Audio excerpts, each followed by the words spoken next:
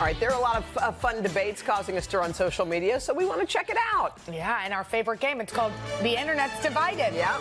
And there's only one person to tell us about what everybody's talking about. It's today digital director, editorial director, Ariana Davis. Hi, girl. How are you? What's the internet divided on? Divided on a lot of things, including serving tea. But anyway. Yeah, we're going to leave that behind. We're going to leave that behind. We're positive now. We are positive now. And the first topic that has people talking is whether or not you watch TV with subtitles on. This has got people buzzing right now. So TikToker Naturally Melanie recently posted about the fact, like, what her experience is like when her partner turns the subtitles off when they're watching TV. Let's take a look. Well, there it is. Hey, I'm gonna turn the captions off, man. It's too distracting. Oh no, it's happening again. I don't understand what they're saying. Are they speaking the same language? I can't follow. How does he understand without subtitles? I can't do this. This is too stressful. So this one has a lot of people debating. Some people were saying, listen, this really helps me having the subtitles on to understand what's going on. And other people are like, I don't want to read my TV. So what about you guys? Do you watch? I think there are shows like Succession that go so fast that you can't really hear and you're kind of leaning in. Yes. But I think it's interesting that younger people want the want the captions on. It's not like, oh, I can't hear you. It's like, wait, the dialogue's too fast. Well, you want to hear I'm only subtitles. Yeah, you are. I believe in subtitles through and through for multiple reasons. But you're a reader, so I like reading my television. But here's the thing: if you were a cinematographer and you had this beautiful scene, and at the bottom, your eyes are trained on the bottom, you're sort of missing the experience. That's why I debate on whether or not. Well, which way do you go? I think if it's a show like Succession, I would do or it. The Crown. The Crown. Yeah. But if it's a show that is very cinematic, I would want to. For me, the Real Housewives, they're yelling over each other. Oh, I need to know what are these ladies saying? You know? Okay, what do the viewers say? 39% of people on Today.com voted that they're only 39% watch it with subtitles. Wow. So it's actually lower than I expected. Okay. But Yeah, I'm team subtitles. Okay. Me too. What's next? So the next topic is Kaylee Cuoco, the actress, recently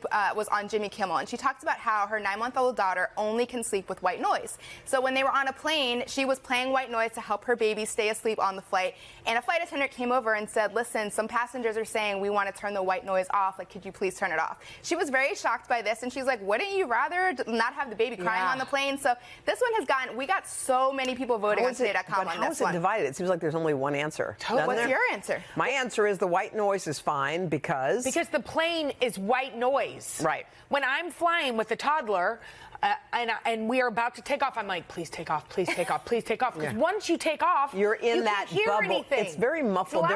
There's that vibe. There's engines underneath you creating some sound. Yeah. So how people could hear the white noise? Yeah, I mean it must have been pretty loud if people maybe were it was cranked up. But I do have to say, I used to play white noise for my kids, and sometimes they do get addicted. And once you go to like a hotel and you forget, or you don't, or you're using your phone for something else. We all listen to white noise. Yeah, but I think it can become for us. It was a crutch. Oh. Now you're like, oh, I need it. No, I can't do it without, Mary Had a Little Lamb on loop.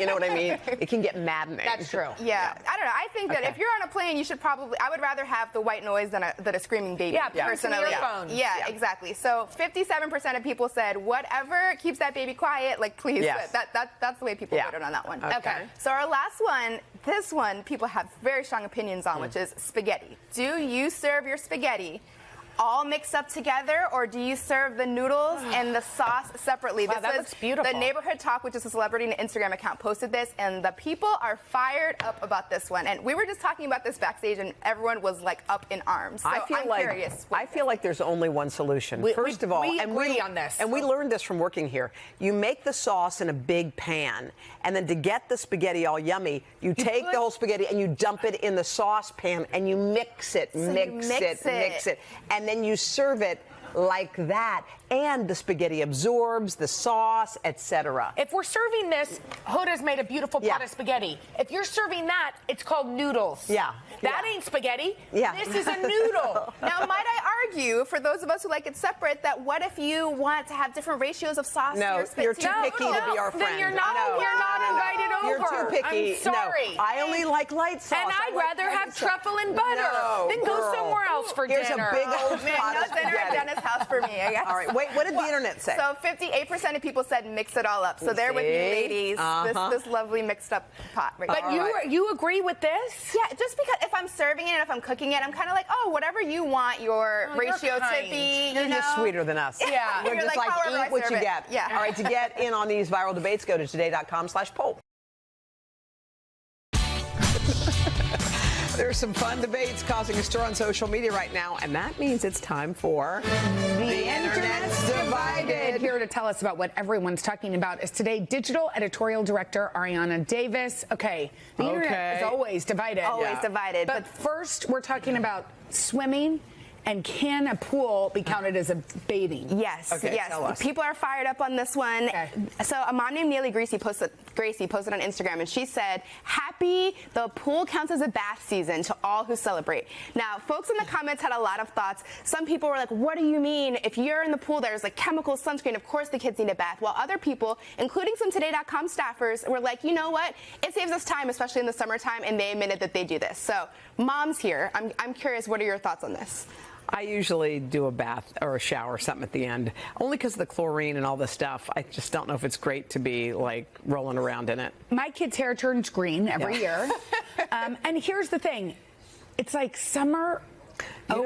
Like the don't you sprinkler, remember getting in okay. bed with your sandy feet? Yeah, that and I your don't mind dirt? as much. For some reason, sand and beach I don't mind, but some of the pool and the chemicals and stuff make me a little, I don't know. Yeah, all feel the a little things. funky. I'm So- sort of mid. Yeah, so what are the Gen Z slang. Yeah. So 50% of people said that they thought this is gross, but 22% did say, "You know what? I do it from time to time," and 28% said it depends how stinky the kids are. Yeah. Okay. That says a lot. Well, that could be it. All right, what's next? So next is the debate about QR codes in restaurants. So we all know from the pandemic, this became a lot more popular for restaurants. The Wall Street Journal reports that basically a lot of restaurants are reverting back to physical printed menus. And a lot of people are like, thank goodness. Some say that, you know what, it feels like self-checkout at the grocery store. When you're at a restaurant, you have to like scan your own QR code, while other people are saying, you know what, it's kind of convenient and it makes the whole process go faster. So where do you ladies stand on this one? I like a menu that you hold, and I think the reason is because I feel like if you're starting the meal with your phone, the phone will be front and center through the whole thing. It's like, let's just put it away. And plus, there is something about holding something tangible. And look on the other side. You see that one? Look at the waffles. You want to get that? Yeah.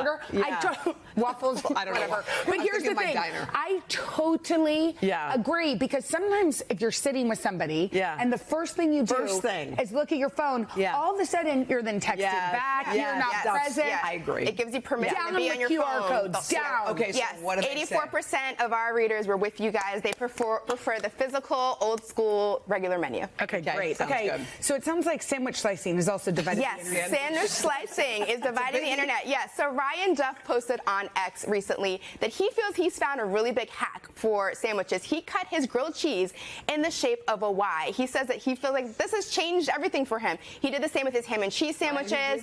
What is it? He essentially says that it changes the ratio of like your sandwich to crust in every single bite. We have a sandwich here for us to try this. And some people are like, you know what? This is absolutely genius. It's like the perfect ratio per bite. While others are like, this is sandwich blasphemy. I would never do this. So what? Just trying to understand what this does. At the end of the day, it's basically giving you like 3 mini sandwiches. But at the end of the day, it's all going in. You're eating the whole crust. I mean, and the I whole like sandwich. to cut mine straight down the middle. I think that's the same amount of crust right? Per bite? I don't know. Maybe on the diagonal, you're getting more crust with the bite. We're not mathmaticians. It's making you rethink how your whole ratio here, though. Does it change your mind? Neither one of us was great at geometry. That's what really matttters is the grilled cheese itself. Buttery, what did people say? So only 29% of people said that they thought this was actually a hack that they would try, but I don't know. I might experiment at home and see. Did Katie make this grilled cheese? Because we should put this recipe on today.com. Yes, we will put it on. Wow. Why is this so good? Is it the Velveeta? I think it must be. Okay. Okay, if you want to get in on these viral debates, head to today.com/poll. There are some fun debates causing a stir on social media right now, and that means it's time for The Internet's Divided. All right, here to tell us what's got everybody taking sides is Today digital editorial director Ariana Davis. Hey, Ariana, how are you? Hi, guys. Good morning. All right, what you got? What's your number one topic? Okay, so this is a TikTok that was posted by a creator named Paige, and it has almost 5 million views on this video. It is basically a debate between moms who own black SUVs and moms who own white SUVs. So she has this whole theory that if you're a mom and you own a white SUV, you're the type to get in the car and play a little Taylor Swift, drink your Starbucks. You're telling the kids to quietly pipe down, whereas if you have a black SUV, you're more likely to be in there drinking your energy drink. You're telling the kids to take their iPads. You have like a little M&M playing. So she argues that it's kind of like the battle between the basics and the baddies. So I'm very curious. Who's the basic? The basic is the white SUV. Yeah. But I relate with the white. Me too. I think more than the black. So are we basics? Yeah, we're basic. You guys might be team basics. So it's not, and the other one's a boss. Yeah, the other one is, it's like a boss. They're a little edgier. They're playing M&M. They've got the rock T-shirt on, maybe. Yeah, so it's like a little, there's a whole conversation about what your car says about your personality. What if you have a small green car? Yeah. Oh, that is maybe a whole new, maybe you should do a TikTok and see what the people say. I don't think there'll be many people that are on board with me. Yeah, exactly. So what does the internet say about the black? So we did a poll on this, and about 30% of people said that they were black SUV moms versus 27% who were white SUV moms, and the rest were other. I think that's where kind of we live. It's more people as other. Yeah. That's a small green because you know car. what? Let's be real. We don't care. Who owns an SUV? Yeah. Those big old. We don't Those care. are some big old boats. Yeah, exactly. The small green car is like the bookworm. Yeah. Maybe that's the bookworm. I like it. Yeah. All right, give us the next one. Yeah, so the next one is birthday party goodie bag. So our parents reporter Rosie Colosi wrote this great essay on Today.com about how she thinks there's no such thing like good goodie bags don't exist in her opinion. She's right. Oh, you have thoughts? We have a lot of thoughts. I think, look, I had my daughter's birthday party, and I forgot the goodie bag. Why? Because we were at a bowling place, and I gave everyone an arcade card with money on it. They are lucky to get that. And when everyone was leaving, a bunch of kids, because it's normal, they're used to it. Where's the goodie bag? And I was like, oh. We don't have one. We don't have a goodie. It was like alarm, startled, you know, that kind of thing. So I think they're expected, even though there's nothing really in there. Yeah. I mean, all it is a bag of garbage. Yeah. If we're honest, we just get home and throw it away. If we want to be buried in garbage in the next 50 years, let's keep promoting goodie bags. But Rosie, the writer, said her kids, she's like, her kids really on the way to a birthday party will ask about the goodie bag, so they get excited. I think it's just, you know what, it's what it represents. It's not even like what's in there. It's like, here's a small slinky. A mini I know slinky. the one, the little stamp. You know the one, the stamp. How about the 3 crayons with the tiny pad? Yes. I mean, all these and little candy, things. which our children don't even need. Oh, more sugar. Y'all, come on, moms. And let's band together. We're done with goodie bags. Some people even go for the personalized ones. Have you ever been to that absolutely party? not. No, they really go all out. I'm like, whoa, that's crazy. Yeah, all you're doing is making Hoda feel bad. I did make a goodie bag for my dog's birthday, so maybe, I don't know, maybe goodie bags. What was in there? It was like doggy Bones. treats. Yeah, bones. But it was like things you can eat. So maybe all right, so consumable. tell us about the poll. Were they for dogs? Yes, it was all for guests. dogs. Yeah, doggy guests. Okay, I'm against a doggy birthday party. What about a cat one? I'm against everything all of a sudden. All right, okay, tell us. So 55% of people who voted said that they are also anti-goodie bag. So they're with y'all. It's like a goodie bag. 55 said no. 45. That's pretty close. 45%. Yeah, it was a tough. All right, what's finally? Give us the final. So finally, I have something for you guys. A treat. So we just exclusively reported on Today.com that Oreo has a new flavor, the Sour Patch Kid Oreo.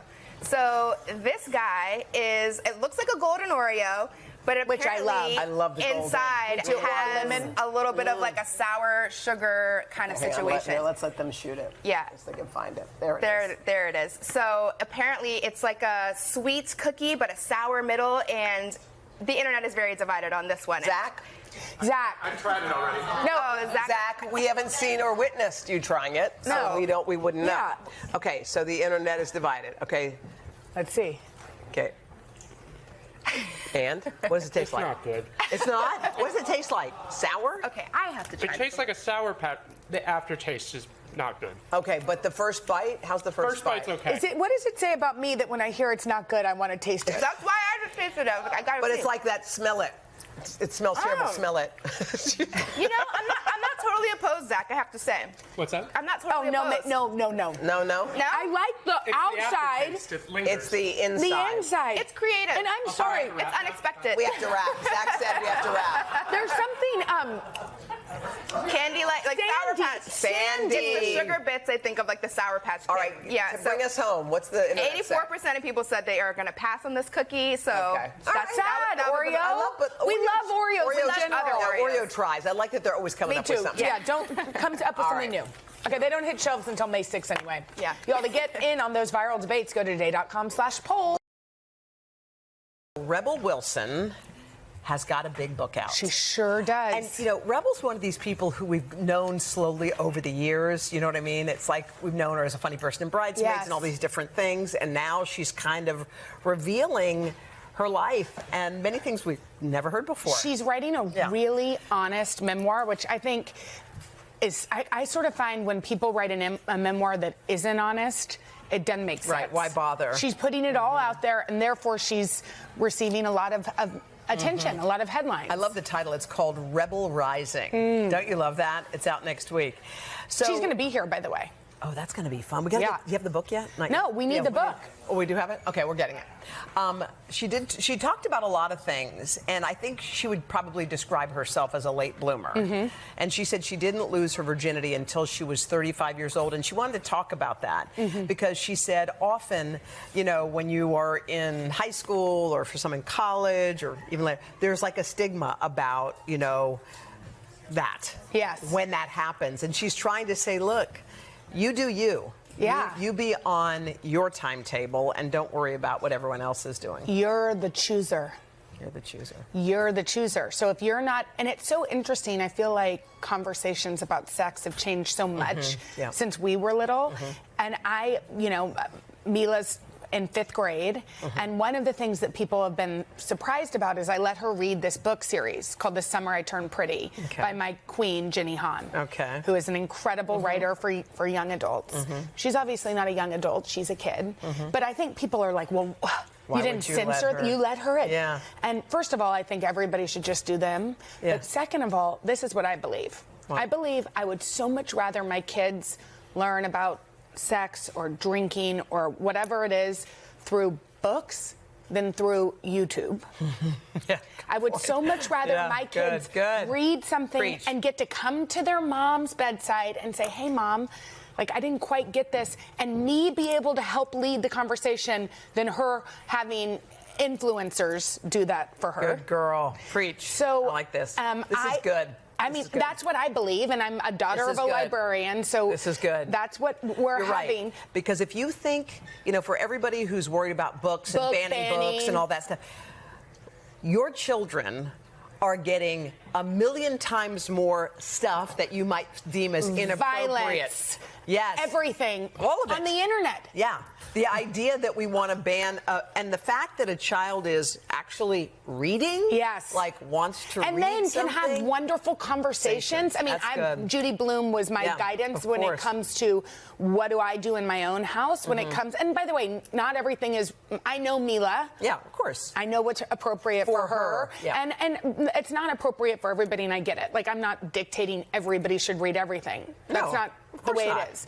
And I'm not letting her read everything. But anyway, one of the things that I have had the opportunity to talk to her about via this book is about sex. And it's so very different than when we were little. And the thing I say to her is, you are the chooser. Yeah. If something doesn't feel right to you, don't do it. Right. And do you know how many kids probably, and who are now adults, wish their mothers had had that conversation with them then? Because often girls are pleasers. They do things that don't feel right because they don't want to upset someone, or they don't want to rock the boat, or they think he's so everybody cute, should. or everybody's doing it. Right. And you get to decide. Or the other end of the spectrum, which is like there's shame around it. Yeah. Yes. Yes. That's right.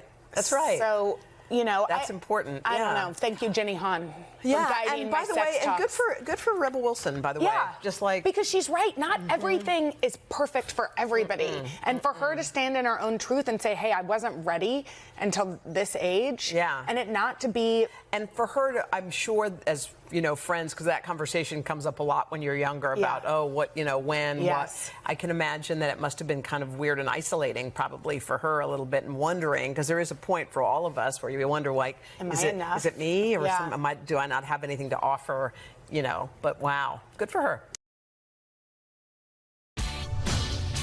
There's some fun debates causing a stir on social media, so that must mean it's time for The Internet's Divided. Here to tell us what everyone's talking about is today digital editorial director Ariana Davis. Hi, guys. Hey, girl, what you I'm got excited. today? I like talking about what's getting the internet all abuzz. Okay. Okay, what's up first? Up first, do you guys watch Love is Blind on Netflix? I've seen it. Okay, Yes. so you're not familiar? I'm familiar. So it's a dating show on Netflix where basically the participants date each other through a wall in the pods. The whole concept is like, is love truly blind? Yes. This season, on season 6, there's a contestant named Jess, and she basically went into this experiment saying, I'm not going to say up front that I have a 10-year-old daughter. She feels like it's not something that she needs to lead with. She ends up getting serious with this guy named Jimmy, and as they progress, she says, hey, I have a 10-year-old daughter. It was kind of a big make or break deal for him. So now everyone is talking about the fact of, should you have to disclose if you're a mom and you're dating, or a parent and you're dating, the fact that you have kids, or is it okay to wait until you feel comfortable? I'm curious what you guys think. I mean, I don't think it's like have to disclose. I think it's part of you. I think once you're presenting yourself, it's like, who are you? Like, I mean, I wear many hats. One of them is a mother. Right. I wouldn't hide that part just to see if, will he like me with that? This is all part of me. Right. I'm a this. I'm a journalist. I'm a mother. You know, it's like all these things I think matter. And I think if you bring yourself to someone only part of who you are, you're not showing the full mind. Huge part. Yeah, huge part. That's everything. I don't think this is even like is the internet really divided the internet's on a little this? divided. So really? What do they say? 69% of our people who voted in our Today.com poll said that they believe that you should up front, but there were 38% who That's said interesting. maybe you don't have to. Yeah, but it's so fundamental, I guess, right? and I'm trying to imagine the 38% is probably like, look, I just want to also be a woman. Yes. And I want to not be seen through that lens. Right. So let me just be that for a while before I bring in the rest of myself. She went into it very thoughtful, but she was a good representation of single moms in the show. Love it, love it. Yes. Okay, so next, the internet is divided over how to divvy up household chores. So this man is going viral on Reddit. He posted about how him and his girlfriend agreed that they're going to just divide up chores 50-50, right? Like most households hopefully do. But in order to achieve his 50% of the chores, he hired a professional cleaner to get his portion. This is a pro move, okay? So that's kind of the debate. It's like, is this a genius hack? Like, did he kind of crack a code here? Or does it come down to, at the end of the day, you really just are supposed to be helping each other out? It's about partnership. So I don't know if they're married or not, but I feel like that might make a difference. They're in a relationship. I think they've been living together for about 6 months, according to his post. Yeah. I mean, to me, it sounds like you're trying to so that we share in this stuff. So if his F6 button is, I'm going to hire someone to do it for me. Like, I'm not going to do that. Yes. And plus, I mean, a household cleaner to only do half the chores. I mean, if someone's going to do it, you might as well do the whole thing. But I think the idea is like, we want to do it together. It's like saying, let's do an art project. Okay, I'm going to have an artist do mine. It's like, no. That's a good point. We're trying to be together But here. if you want it done well, and this is the devil's advocate. Then hire someone for both. Don't just hire for your half. That's why I asked if they were married. Because if they're married, then she's like paying for it. Right. So she's not paying for the cleaner that she thought he was doing? Yeah, just have someone come and do the whole thing. So, what's the internet saying? What do they have? 69% of people were like, dude, no. This is a hard no. We got to help each other out here. Okay. Yes. We are with your internet. Yes. All right. So finally, the internet is divided about wedding fees for your guests. So this engaged couple, their wedding invitation is making the rounds online because in the invitation they said in lieu of gifts, they're asking their wedding guests to basically pay for their meal. So if you're an adult, you would pay $40, and if you're a child under the age of 12, you pay $20. And so again, it's in lieu of gifts. This is like on the invitation. So this has people fired Does it say you're paying a fee? It's basically you're paying a fee, but it's also you're not giving a gift. So that's where people are kind of split. They're like a cover at the door. Exactly. It's like a cover for this event of the wedding. So some people are like, listen, if you can't afford a wedding, maybe you shouldn't have one. Weddings are expensive. Right. Yeah. And weddings are very expensive. But on the flip side, people are like, well, they said in lieu of gifts. So instead of giving, several $100s, you just pay for your meal and then that's it. I think you just say we really want to have a party. Yeah. We want everyone to come, but we really, we have to say it's kind of pricey. We don't even want a present. We just want us. We want all of you together. Yes. You don't mind instead of getting us a gift, kick in $20, $40. When you put $40 on the buffet, it feels like we're at Cracker Barrel. Yes, It doesn't feel like the wedding, If you right? make it seem like it's a cost for the food, then it sounds different. But if you're like, help us celebrate. Yeah, it's a cover charge. Maybe there's a way. All right, what'd the poll say? A whopping 96% of Today.com readers were like, absolutely not. I am not paying this fee. What? Yeah, it was. I want to know about that 4%. That's us, right? Didn't we say? Yeah. Yes. We're the 4%. Hoda's like, we'll just throw a party. It's fine. Have a party. All right, that was good. All great topics. Thanks. Thank you so much. If you want to weigh in on these viral debates and more, just head to today.com/poll.